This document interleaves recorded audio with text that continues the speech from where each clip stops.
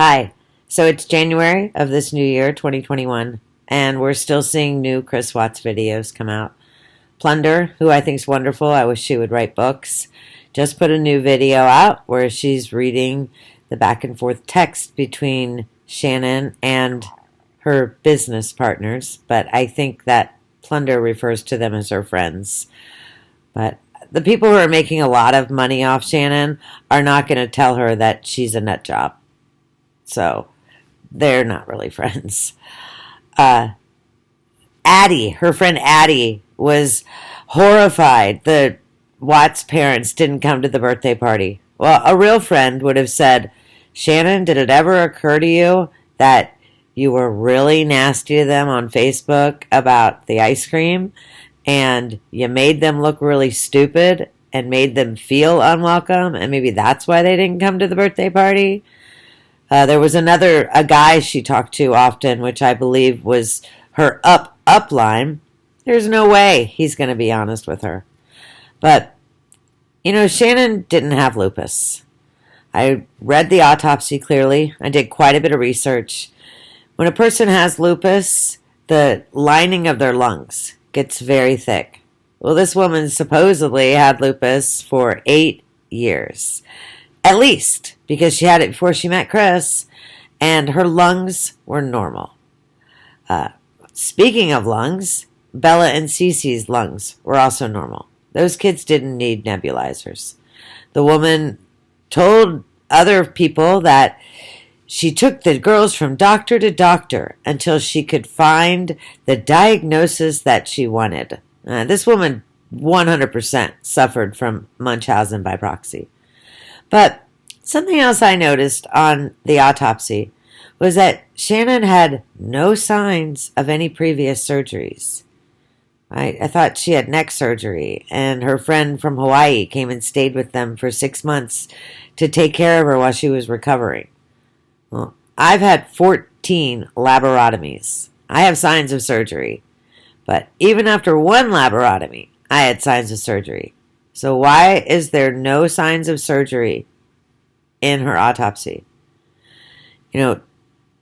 Everybody forgets to mention that Shanann Watts was an abuser. There are plenty of evidence of her own videos online showing that she was an abuser. I think women want equality these days, don't they? Well, look, Chris Watts murdered them. He got fed up and sick of it.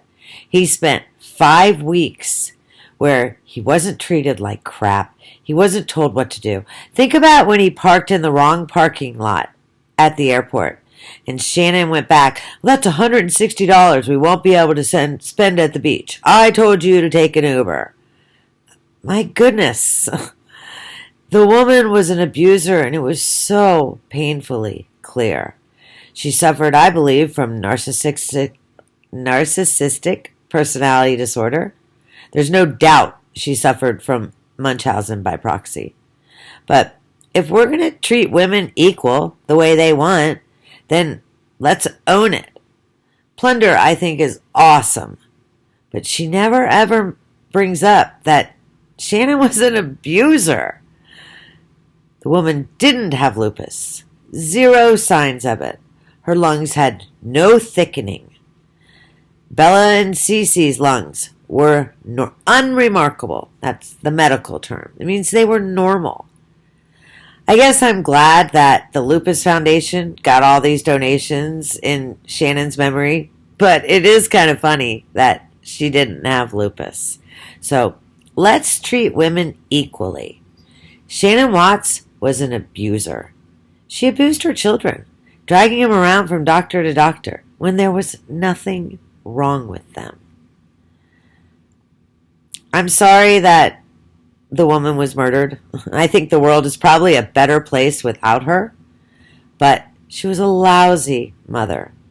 Narcissistic doesn't even begin to define it. But if we're going to talk about Shanann, let's talk about the truth. And I find it also funny that nobody ever thinks maybe the reason Chris murdered her was because he got fed up. The woman was a nut job. I mean, she was drugging her kids every night, Tylenol and Benadryl. Why? The kids didn't need it.